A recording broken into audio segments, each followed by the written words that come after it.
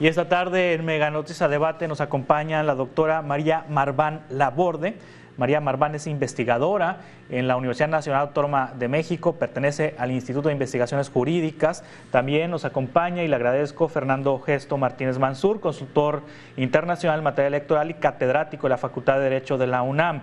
Gracias, María, gracias, Fernando, por estar con nosotros. Y me gustaría iniciar con usted, María Marván Laborde. ¿Qué es lo que conviene más en el caso de la designación de ministra de la Suprema Corte de Justicia de la Nación? ¿Que el Senado se ponga de acuerdo para elegir a una de las integrantes de esta segunda terna que envió el presidente, o que la rechace el Senado y que le deje al presidente la facultad de hacerlo directamente, como lo establece la ley, si no hay acuerdo en una segunda terna en la Cámara Alta? ¿Qué es lo más conveniente a estas alturas de esta vacante en la Corte, doctora María Marván?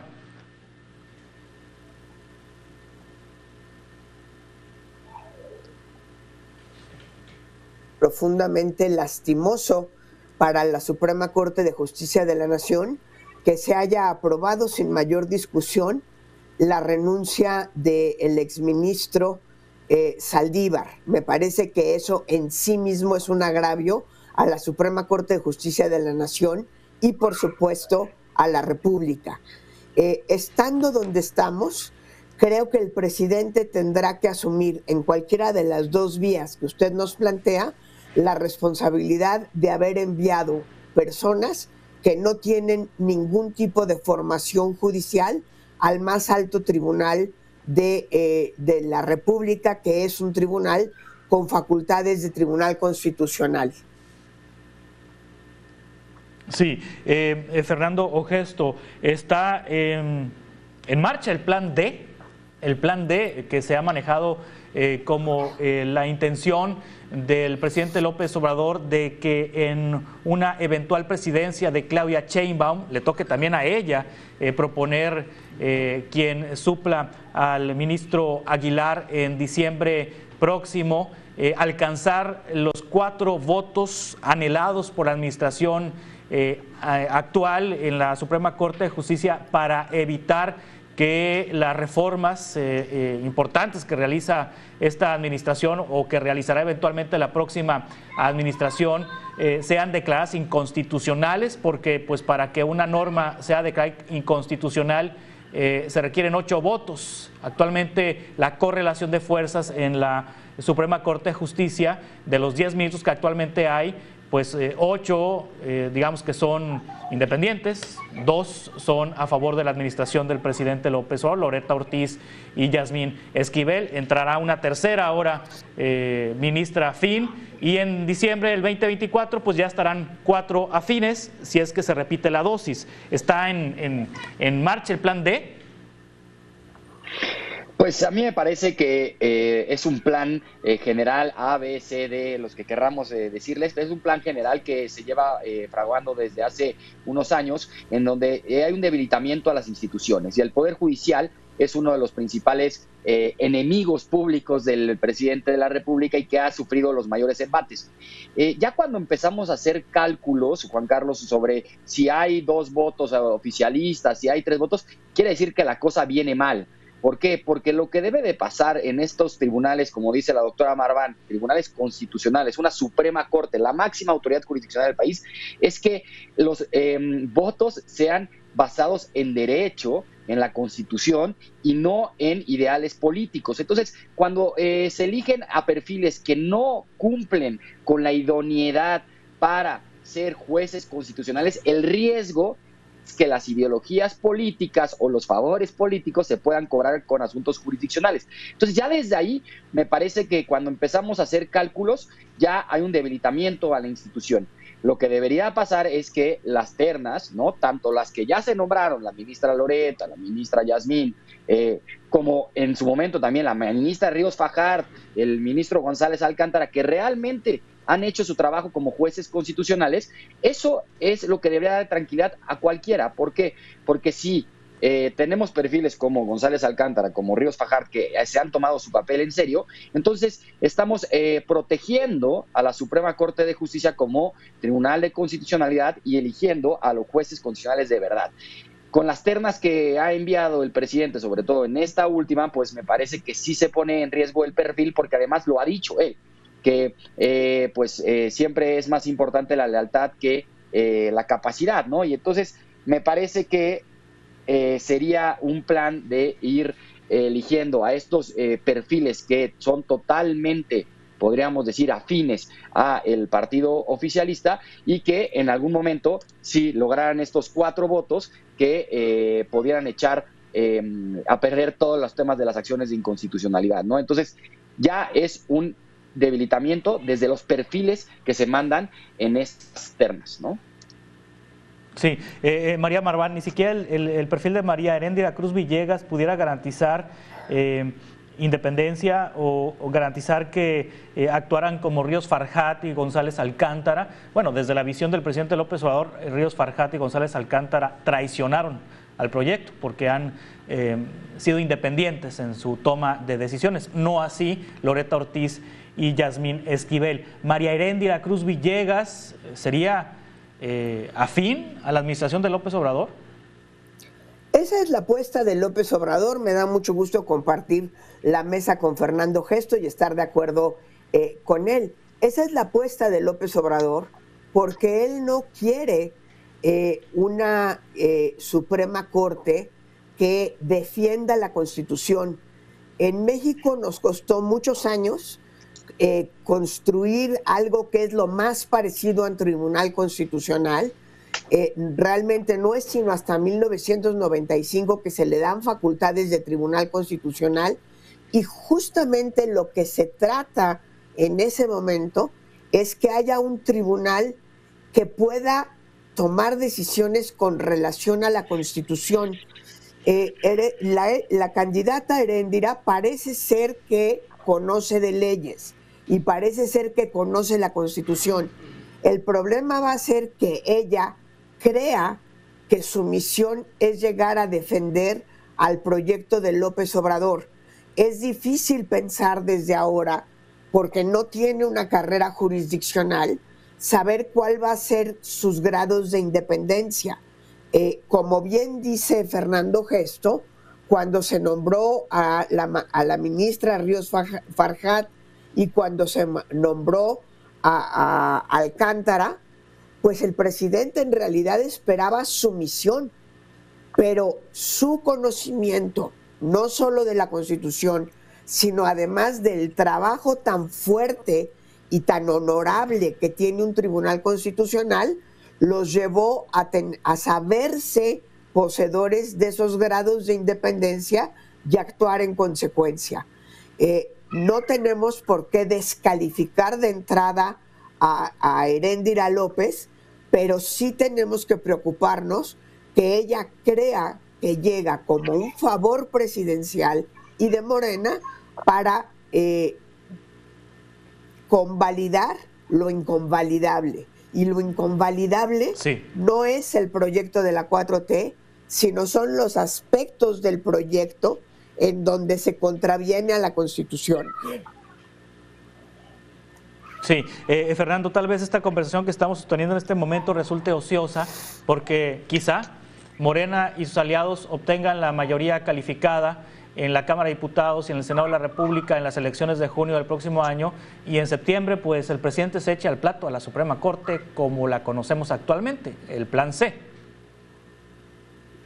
Pues a mí me parecería que ahí sí es un peligro, ¿no? La mayoría calificada está pensada para que tenga que ser una supermayoría para reformar la Constitución y que tenga que haber consenso.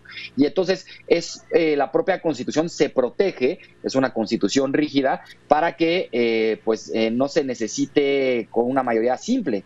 Eso, por eso también, desde mi punto de vista, la propia oposición tiene que estar haciendo ya todo lo necesario para elegir a las mejores candidaturas para el Congreso y para el Senado. ¿Por qué? Porque es ahí donde está el peligro. En el Poder Ejecutivo, sabemos que nuestro sistema está construido por pesos y contrapesos.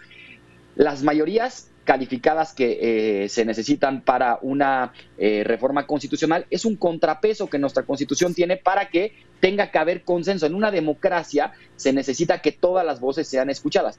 Si la mayoría, si el Morena y sus aliados obtienen la mayoría calificada, me parece que entonces ese contrapeso que tiene el Poder Legislativo, por lo menos en el tema constitucional, se perdería, y entonces sí sería un riesgo que pondría a todas las instituciones, ¿no? Tanto los organismos constitucionales autónomos, pero sobre todo al Poder Judicial, que es el único límite real que se ha ejercido por parte de los órganos públicos al Poder Ejecutivo y al Poder Legislativo, ¿no? Entonces, me parece que sí sería un gran riesgo, Juan Carlos, que obtuvieran la mayoría calificada y que cambiaran el Poder Judicial como hoy lo conocemos, y que desmantelaran, ¿no?, el sistema que, como dice la doctora Marván, que nos costó tanto tiempo construir desde 95 y que, pues bueno, sigue en construcción, pero eso sería un retroceso democrático, la verdad, muy preocupante.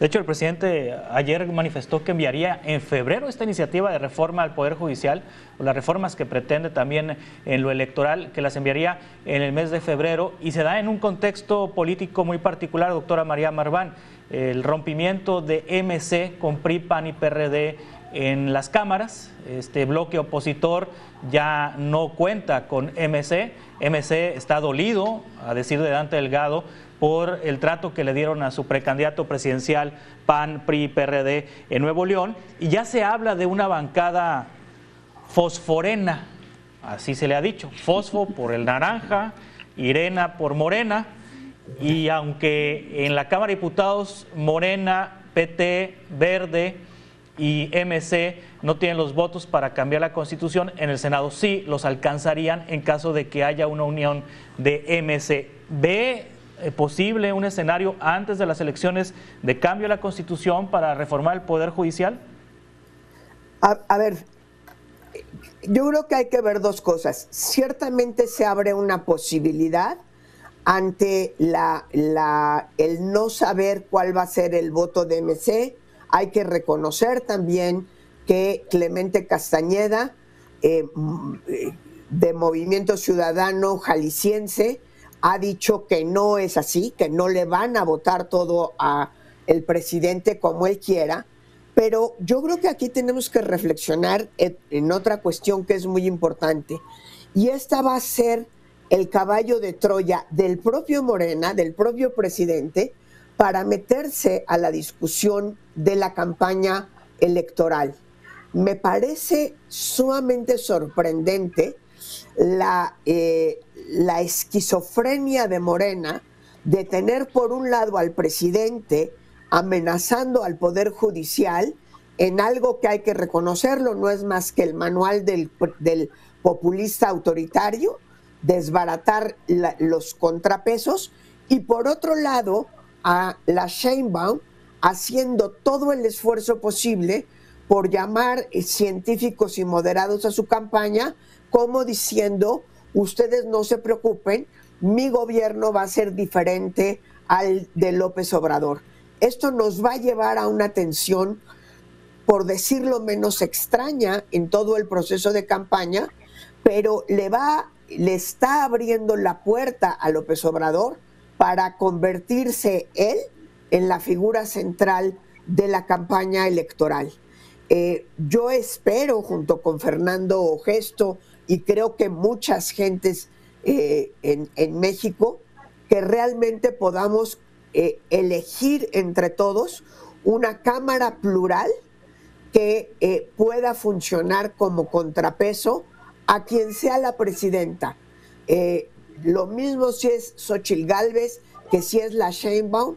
Necesitamos contrapesos, necesitamos que la Cámara se vuelva un espacio de deliberación y sobre todo que proteja esa división de poderes republicana sin la cual no hay democracia.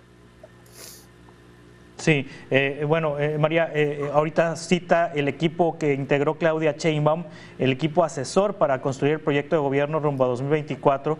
Entre los nombres se encuentran Juan Ramón de la Fuente, Diana Alarcón, Violeta Vázquez, Juan Antonio Verdegué, Jorge Islas, Irma Pineda, Olga Sánchez Cordero, Arturo Saldívar, José Merino, Gerardo Esquivel, Rosaura Ruiz, Javier Corral, bueno, Lorenzo Meyer, entre otros, son los que se encuentran en este equipo. ¿Ve usted, por ejemplo, Olga Sánchez Cordero, Arturo Saldívar, que se han convertido pues en parte del equipo de Claudia Sheinbaum? ¿Qué posición han tenido frente a una posible reforma constitucional para el Poder Judicial y esto que pretenden de que sean votados los ministros?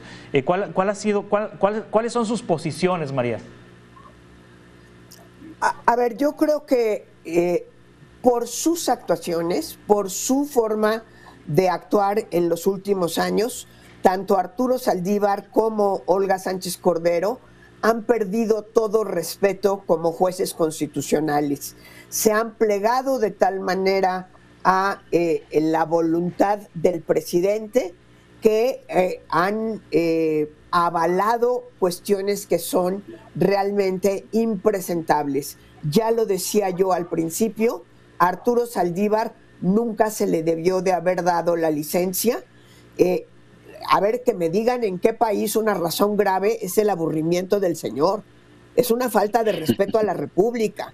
Prácticamente lo que dijo es, ya me aburrí, ahí les dejo su tiradero y me voy a algo más entretenido, ¿sí? Entonces, creo que ni Olga Sánchez, como secretaria de gobierno, en su papel como senadora, se le dio el grandísimo honor de dirigir la mesa directiva del Senado, y lo primero que hizo fue decir que el Senado estaba a las órdenes del presidente López Obrador. La mesa directiva en cualquier país democrático es un puesto que en general requiere la renuncia al partido por el que llegaron al Senado o a la Cámara de Diputados, porque su responsabilidad mayúscula es hacer que el Senado funcione. Y en la primera presentación de Olga Sánchez Cordero dijo que ella estaba allí para servir al proyecto de la 4T. Perdón, pero es no haber entendido nada de lo que es una mesa directiva, y creo que tampoco entendió nada cuando la señora era ministra. Vamos a continuar con esta conversación en un par de minutos. Estamos estamos platicando sobre el futuro de la Suprema Corte de Justicia de la Nación y ahorita en un momento sobre el Instituto Nacional de Acceso a la Información. Continuamos. A debate con Juan Carlos Zúñiga.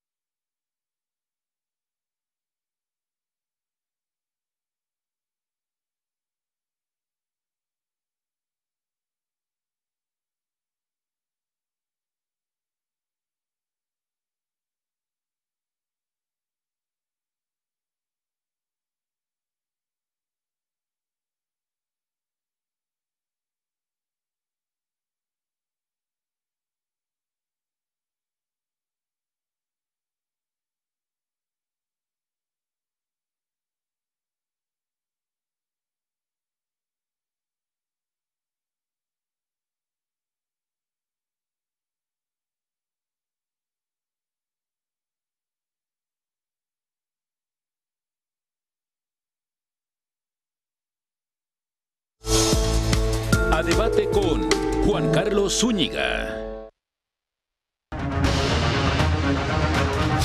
votos nulos, lo que deja claro es que no se quiere cumplir con la resolución.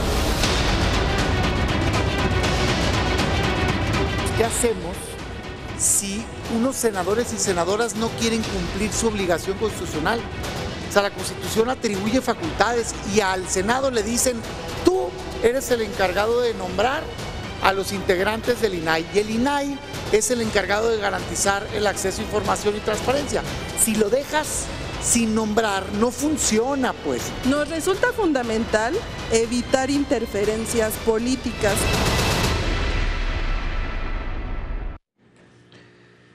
Senadores de oposición no lograron la mayoría calificada para nombrar a 2 comisionados del Instituto Nacional de Transparencia, Acceso a la Información y Protección de Datos Personales, el INAI. En las 2 rondas, los legisladores de Morena y sus aliados votaron en abstención. El presidente deberá enviar una nueva terna, pero será procesada y votada hasta febrero, mientras el INAI deberá sesionar con solo 4 de sus 7 integrantes. Y a pesar de los ataques presidenciales y de no contar con todos sus integrantes, el INAI es un órgano autónomo de nivel internacional, señala Josefina Román Vergara, comisionada de este organismo, en entrevista con Mega Noticias.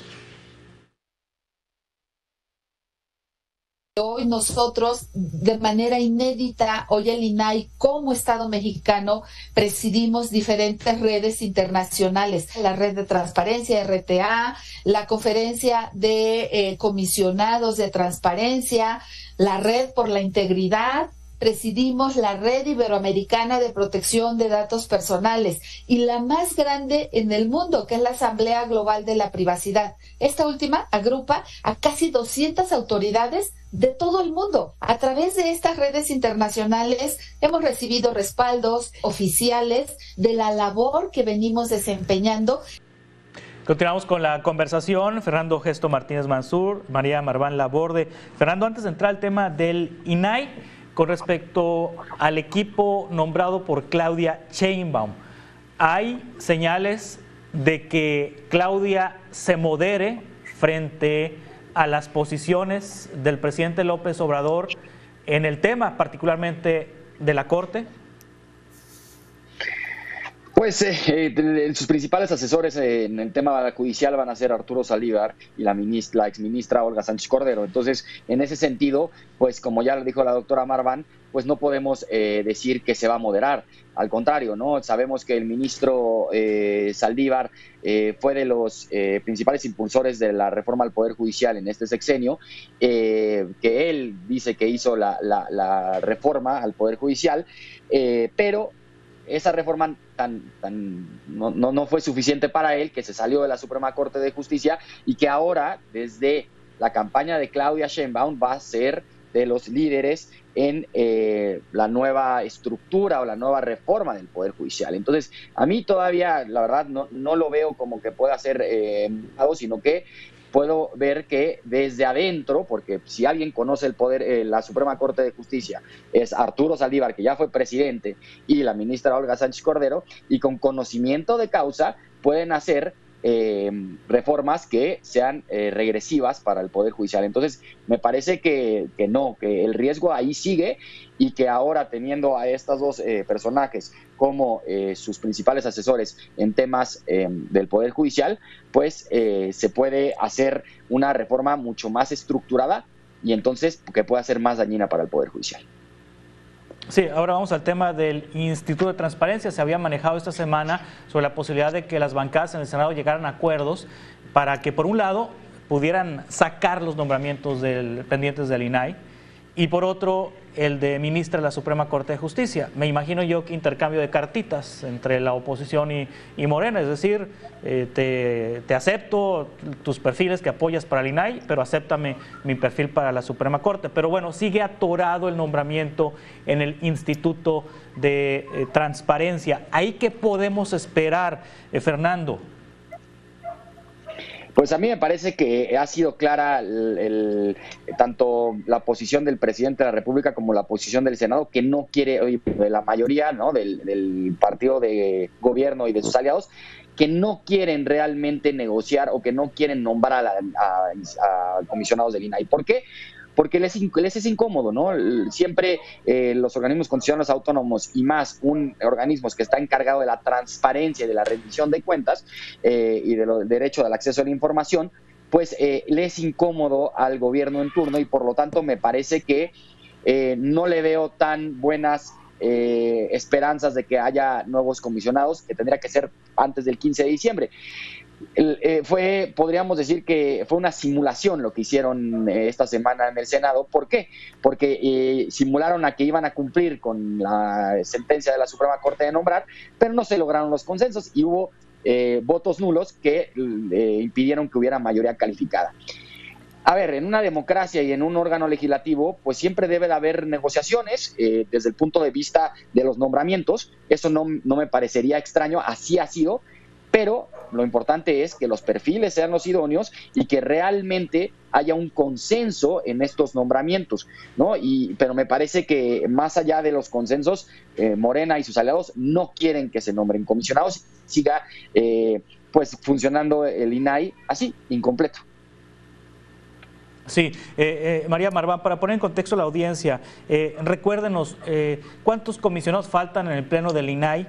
El Pleno del INAI ya puede sesionar porque hay un permiso, una autorización que le dio la Suprema Corte de Justicia de la Nación. Y de los comisionados pendientes de nombrar, ¿cuántos puede el Senado? Porque entiendo que hay una posición ahí que está todavía impugnada. ¿Cómo está la circunstancia actualmente en el INAI, María?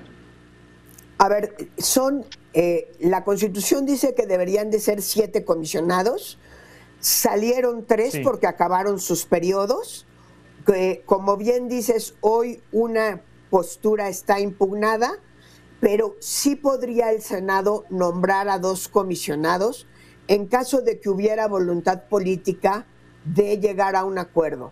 Yo creo, Juan Carlos, que muy pronto vamos a tener que revisar el poder que le hemos dado al Senado. Este Senado nos debe más de 100 nombramientos. 100 nombramientos, muchos de ellos de constitucionales autónomos, pero sobre todo ahorita de tribunales electorales. Estamos en proceso electoral con 2 vacantes en el tribunal, en la Sala Superior del Tribunal Electoral del Poder Judicial de la Federación y encima con un pleito entre los 5 magistrados que están en una absoluta irresponsabilidad frente a la República para calificar la elección presidencial. Hay de verdad una cuestión que me rebasa y no alcanzo a entender. Ojalá usted o Fernando Gesto me ayudaran a entender por qué estar deslegitimando la autoridad electoral que va a calificar la elección presidencial cuando Morena tiene hoy por hoy, si hacemos caso a las encuestas, la mayor probabilidad de ganar. Estamos de verdad en una situación de absoluto riesgo en México. Desde luego el INAI es importante y habiendo yo sido comisionada del IFAI, pues se imaginará que para mí es una institución muy querida que creo que significó grandes avances en la democracia.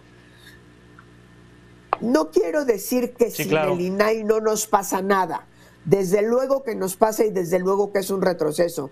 Pero sin tribunal electoral, ¿vamos a ir a una elección sin tribunal electoral? De verdad es muy, muy preocupante dónde estamos y para mí es absolutamente incomprensible. Creo que le hemos dado al Senado un poder que ya nos demostró en este periodo legislativo que no se merece. Sí, qué espectáculos hemos dado a los mexicanos al mundo, Fernando. El fin de semana pasado con el caso de Nuevo León y todo lo que pasó con el gobernador interino, gobernador constitucional, la licencia a Samuel García y todo lo que se armó en Nuevo León y que evidenció el nivel de la clase política que tenemos en nuestro país. Pero ahora también el Tribunal Electoral, en donde los magistrados están peleados. Hay 5, faltan 2. 3 no quieren al presidente, el presidente está reflexionando si renuncia y tiene el apoyo de la expresidenta, pero pues uno esperaría serenidad en este tipo de órganos, Fernando. No, a mí me parece que yo coincido totalmente con la doctora Marván. Es un riesgo para la democracia mexicana que nuestro tribunal electoral, siendo también un tribunal constitucional y la última instancia en materia electoral, esté pasando por crisis institucional que no es de esta semana. Sabemos que desde que inició la tercera integración, esta integración ha tenido problemas, ¿no? Empezaron ya deslegitimidad cuando se avaló la ampliación de mandato de algunos magistrados. Entonces ya desde ahí ya venían con problemas. Después, con la renuncia provocada de la presidenta Yanín Otálora después de 2018, cuando se resolvió el caso Puebla, pues eso ya te había hablado de crisis institucionales. Después, con el golpe de Estado que se le dio a José Luis Vargas, ¿no?, que fue inédito para el Tribunal Electoral, pues se aumentó esta crisis. Pero hoy me parece que no habíamos llegado a estos límites, en donde hay una confrontación directa entre los 5 magistradas y magistrados con ninguna responsabilidad democrática. Y una vez más, vuelvo a lo mismo, la importancia de los perfiles de elegir a estos puestos que son de jueces constitucionales, de árbitros electorales, que debe ser muy relevante. Es gravísimo lo que está pasando en el Tribunal Electoral. No comprendo la posición, yo tampoco comprendo la posición tanto de los 3 magistrados que quieren hacer el golpe de Estado como de los otros 2, de no poderse sentar en un órgano colegiado a resolver los problemas internos y salir fortalecidos como institución. La ciudadanía, salimos a defender a las instituciones electorales, salimos a defender al INE en su momento, salimos a defender al Tribunal Electoral cuando le querían quitar facultades constitucionales de interpretación, y nos pagan con esto, ¿no? Entonces ahí me parece que sin duda le están fallando a la ciudadanía, le están fallando al Estado de Derecho y le están fallando a la Constitución como institución. Entonces, los queremos defender y no se dejan defenderse, ¿no? Entonces, pues le dan una razón más a los políticos de acabar con las instituciones que tanto nos ha costado a los mexicanos y mexicanas de construir, porque el Tribunal Electoral desde 1988 con el Tribunal Consenso Electoral hasta hoy, 2023, casi 24, con el Tribunal Electoral del Poder Judicial de la Federación, es una institución que está al servicio de las y los mexicanos y no al servicio de los políticos. Bueno, ya María Marván lo comentaba hace unos momentos, en los tribunales electorales locales pues hay muchas vacantes y los integran 3 magistrados y pues están 1 o 2 que han subido o han suplido a los magistrados que cumplieron con sus periodos, pero que no fueron elegidos, que son los secretarios o son, no recuerdo exactamente cómo dice la ley, que es el secretario de acuerdos, el que sube, o los secretarios de cada magistrado los que suben en caso de que haya una ausencia para no provocar que haya una paralización de los tribunales, pero no fueron magistrados elegidos. Creo que era el caso del magistrado, por ejemplo, de Aguascalientes. Pero hay una situación también en lo local que bien señala María Marván y que no se ha visibilizado tanto, María. Así es, estamos en un momento de verdad muy grave y lo peor, como dice Fernando, le estamos dando todos los pretextos para hacer una reforma al Poder Judicial. Lo más grave, y creo que vale la pena que todos estemos conscientes de ello, es que llevar a la elección por voto popular de los magistrados electorales o de los consejeros electorales no nos garantiza responsabilidad. Por voto popular tenemos que elegir a los representantes de la voluntad popular. Por definición, un juez constitucional no es representante de la población. Su labor es defender la Constitución. Son 2 cuestiones completamente distintas, pero con esta actitud de los magistrados que están demostrándonos la incapacidad de sentarse y generar acuerdos en la mitad de un proceso electoral. No es que dentro de un año vaya a haber un proceso electoral. El proceso electoral formalmente arrancó en septiembre, aun cuando de manera bastante ilegal ya había avanzado desde mayo, junio, que empezaron tanto la alianza oficialista a promover a la Sheinbaum, como después el Frente Ampliado por México, que se fue decantando por Xóchitl. Entramos al proceso electoral, empezamos precampañas con candidatas definidas. Entonces sí tenemos un problema grave, sí está en riesgo la legitimidad de la próxima presidencia de la República.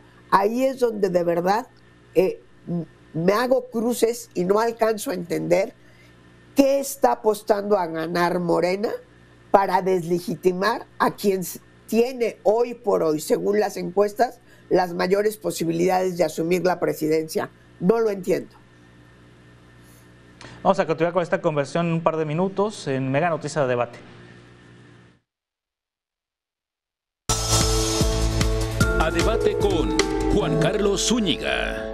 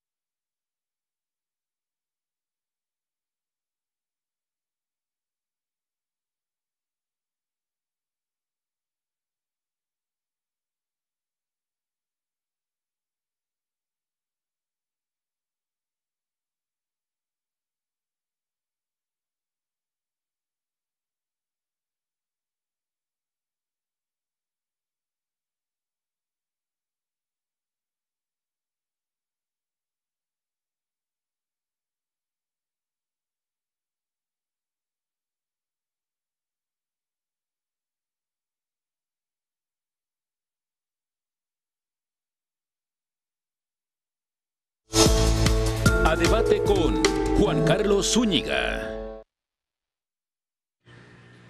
Ya estamos en la parte final de este espacio.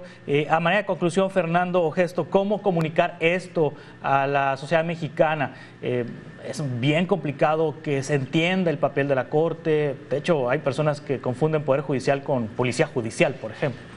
Es decir, hay poco conocimiento de lo que hace la Corte, hay poco conocimiento de lo que hace el INAI, hay poco conocimiento de lo que hacen los tribunales. ¿Cómo sensibilizar a los mexicanos sobre la importancia de estos temas? En un minuto, por favor.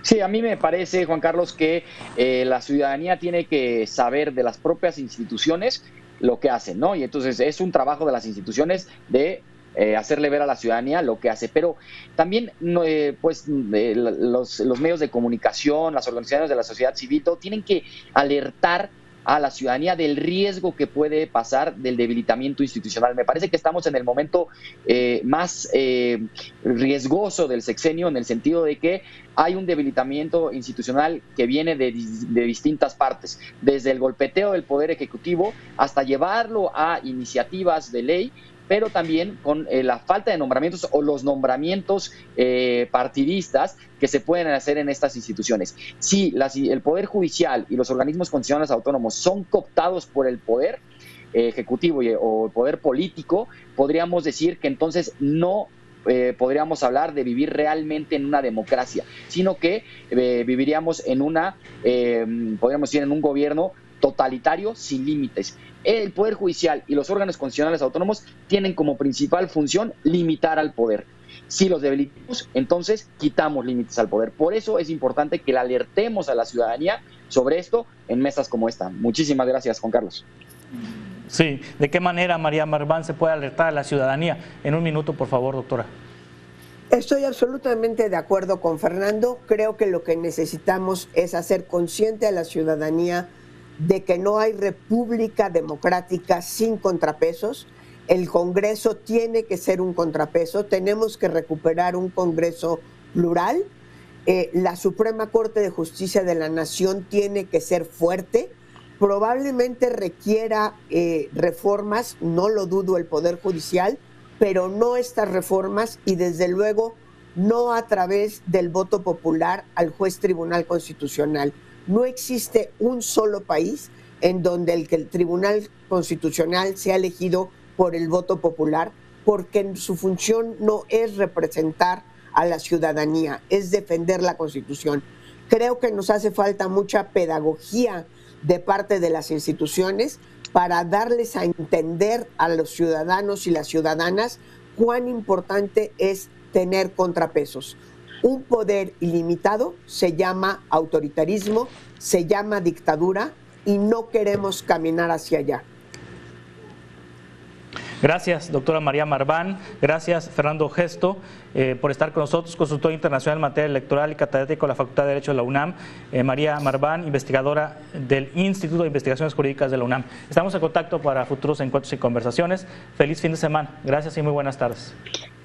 Muchas gracias. Gracias. Gracias. De esta manera concluimos este espacio de Mega Noticias a Debate. Le invito a que se quede en esta señal y que el próximo lunes coincidamos aquí a las 5 de la tarde con 10 minutos. Gracias, buenas tardes, buen fin de semana.